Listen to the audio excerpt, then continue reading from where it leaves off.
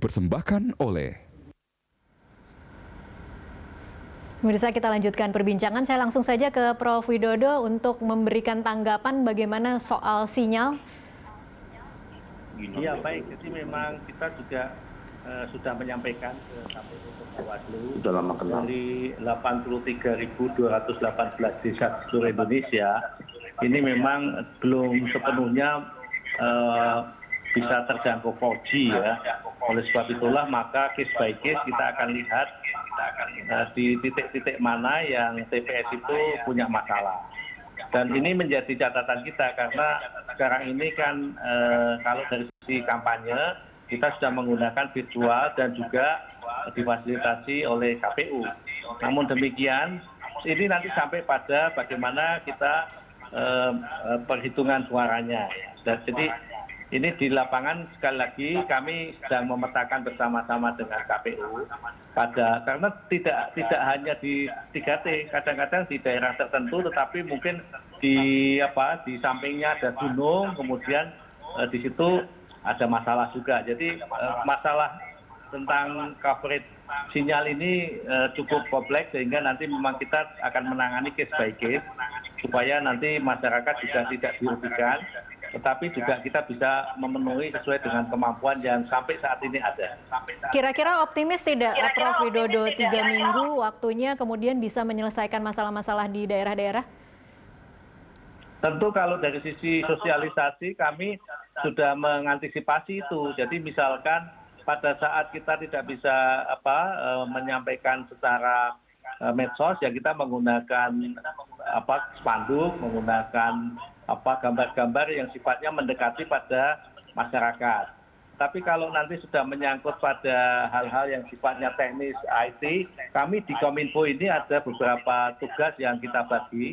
Misalkan IKP itu tentang diseminasi, kemudian Aptika itu tentang bagaimana membersihkan ruang digital kita supaya bersih dan juga sehat, termasuk juga di sisi PPI kami juga punya koordinasi dengan Opsel untuk bisa mendiskusikan case-case tadi. Baik, untuk si rekapnya sendiri, Prof. Widodo kemarin ada catatan bagaimana SDM-nya masih belum terlalu fasih. Saat ini sudah seperti apa, Prof. Widodo? Ya, kalau si rekap kan sebetulnya itu menyangkut pada tidak hanya Kominfo ya. Kalau Kominfo kan dari sisi infrastrukturnya ya, kesiapan itu. Pada saat penanganan pengisian dan pengerjaannya itu tentu akan sangat terkait dengan panitia setempat, TPS setempat. Oke, baik. Saya terakhir ke Pak Afifuddin lagi. Pak Afifuddin, kalau kemudian bisa memberikan keyakinan kepada masyarakat yang hingga saat ini mungkin masih ragu-ragu untuk melakukan pencoblosan karena takut dalam situasi pandemi, apa yang kemudian mungkin bisa dikatakan kepada masyarakat agar tetap bisa menggunakan hak pilih mereka tetapi tetap merasa aman? Ya, Mbak Prof. Widodo, saya kira begini. Kehidupan kita kan tidak harus berhenti juga dalam situasi wabah. Pemilu pilkada itu salah satu aktivitas saja yang kebetulan ada dalam situasi wabah. Kehidupan lainnya, pekerjaan kita, aktivitas kita dengan beberapa adaptasi selalu dan tetap berjalan.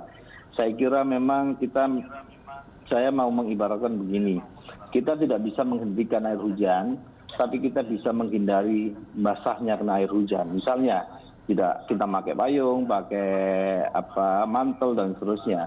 Jadi kalau kita tahu resiko-resiko kalau kita tidak menggunakan masker dan lain-lain, maka itu harus kita gunakan. Kehidupan ini kan ya tetap akan berjalan dengan situasi-situasi yang mengadaptasi protokol kesehatan saja.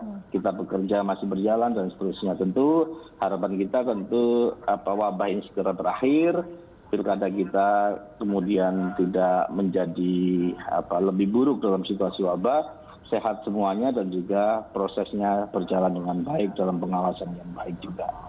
Oke, baik. Kita sama-sama berharap yang sama. Terima kasih Pak Afifuddin dan juga terima kasih Prof. Widodo sudah bergabung bersama kami dalam Connect 360. Dan pemirsa, demikianlah Connect 360 kali ini. Anda bisa mengirimkan informasi dan saran kepada kami melalui email di redaksi @berita1.tv atau follow kami via Twitter, Facebook, YouTube, dan juga Instagram.